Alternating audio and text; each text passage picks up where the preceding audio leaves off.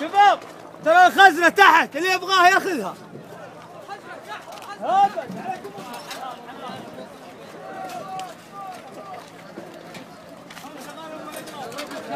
وهو الشعب السعودي يعني من الطفرة، يعني انفجار، ناس ميتين هنا وكبري طايح، وهم هنا يعني يدورون أي شيء، اللي يطلع في ميدالية واللي يطلع في قلم كات واللي لبس له سترة حقتهم. يلا ما في مشكلة، أهم شيء ما له داعي يطلع بدون شيء، يعني لو على الأقل يوثق إنه راح يعني في السترة هذه.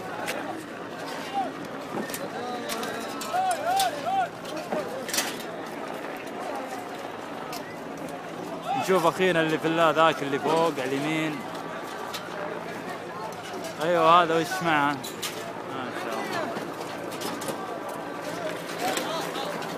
الله. هذه ويش هذا؟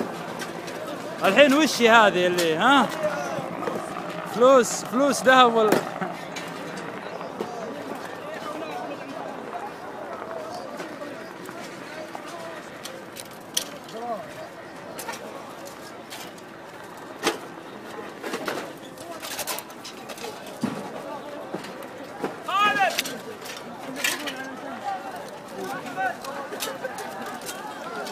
يا حبيبي توزيع، ذكرني يوم يوزعون علينا في الاستاد كذا حقات الهلال ذي اللي البالونات اللي نضربها في بعض.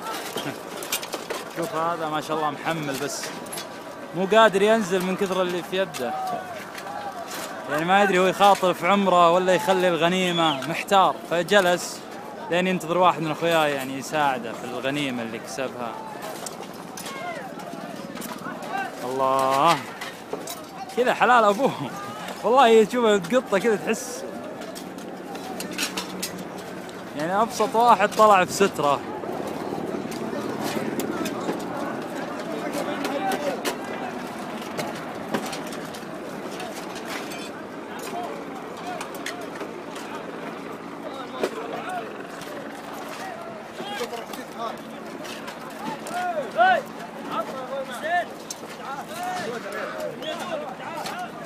اعطوه يا عيال، اعطوه يبي.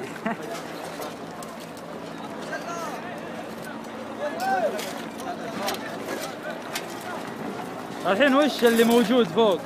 اي شيء تبي، جوالات، فلوس، ما شاء الله اي شيء تبي. يعني ما قال لك هو يعني في ناس نساعدهم ميتين، انا احسبهم اول شيء والله يعني في ناس تحت الانقاض يحاولون يطلعونهم، اخر شيء غنايم طلع الوضع. شوف التوزيع يا حبيبي يا حبيبي.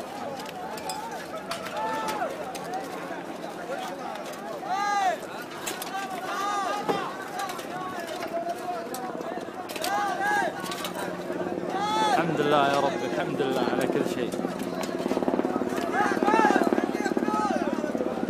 يعني على فكرة ترى سوريا يعني كل يوم يصير فيها كذا، كل يوم صاروخ مطيح له مبنى وناس كذا، يعني يوم واحد اكيد راح تقلبون الدنيا، فما بالكم سوريا سنة و8 شهور على هذا الحال، انفجارات وموتى وقتلى بالمئات ولا حسيتوا.